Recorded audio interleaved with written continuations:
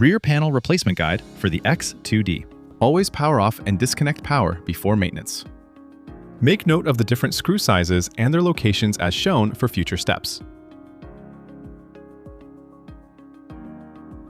Disconnect the 4-pin cable from the filament buffer and from the external exhaust fan. Then push the fan housing to the right to release the locking tabs and remove the exhaust fan.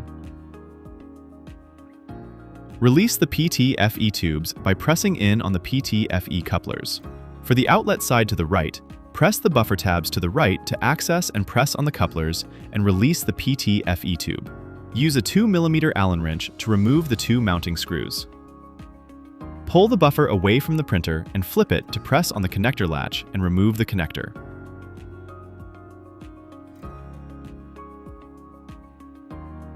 Press the PT-FE coupler on the auxiliary extruder to remove the PT-FE tube inlet side. Remove the blue clip from the PT-FE tube bracket to also remove the left extruder PT-FE tube.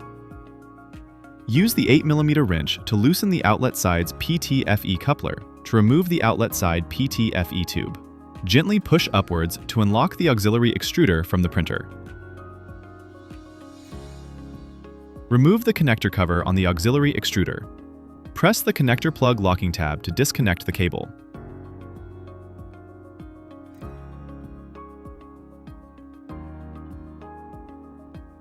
Push the filament tube bracket to the right to release the locking tab.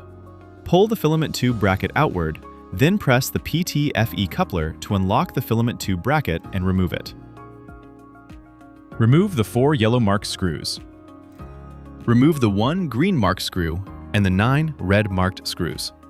Remove 2 screws each to remove both spool holder base plates, though there may only be 1 depending on your printer. Remove the rear panel, being mindful of the auxiliary extruder cable and PT-FE tubes.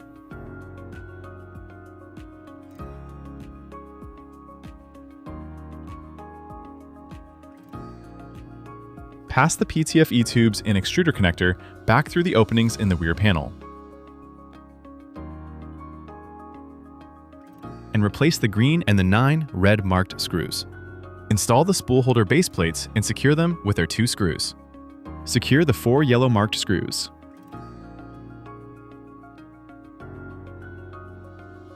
Connect the filament tube bracket to the PT-FE filament tube, then realign the bracket and snap it into place.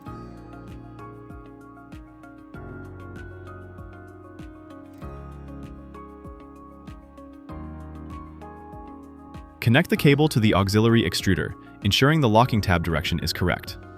Replace the connector cover.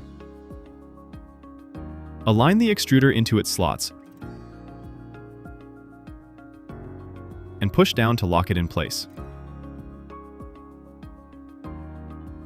Replace the outlet PT-FE tube by inserting it all the way into the extruder